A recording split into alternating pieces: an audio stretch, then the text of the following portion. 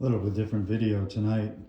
I have this huge Vizio TV I bought probably 2 years ago, and it just quit working one day. I don't watch TV too much, but it just wouldn't turn on, so I did a lot of troubleshooting, and I found that the fuse on the power board, fuse right here, was blown. See it right there, was blown. So I put a new fuse in place and it blew immediately. So something on this board is bad. I don't see anything cooked. Usually you can when you look at it. I really don't see anything wrong here. But it's possible that a capacitor has blown and it's causing the fuse to blow.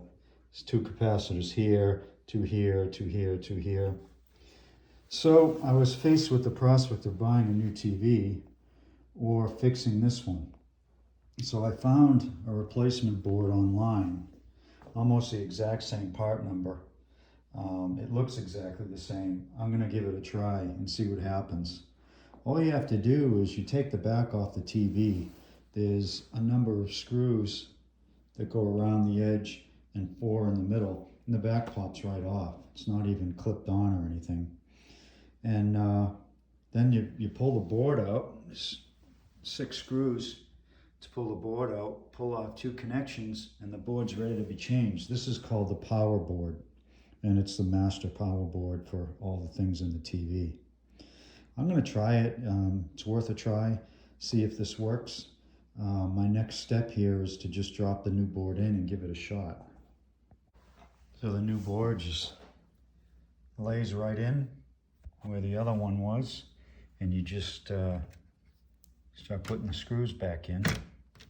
Start with this one here. There's 6 of them.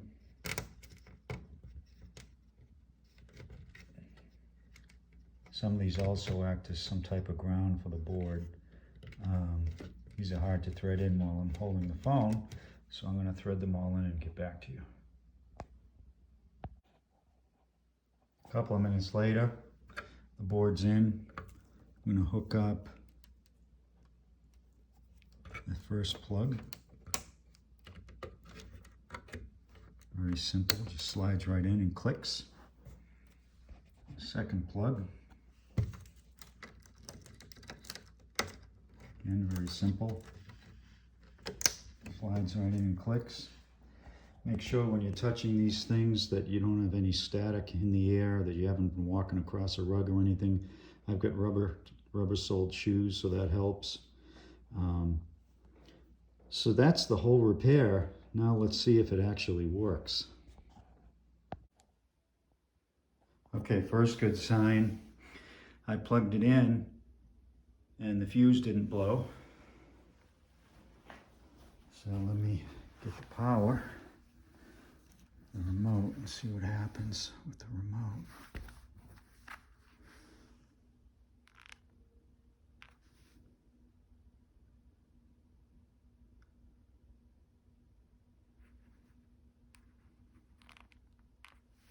Oh, nice.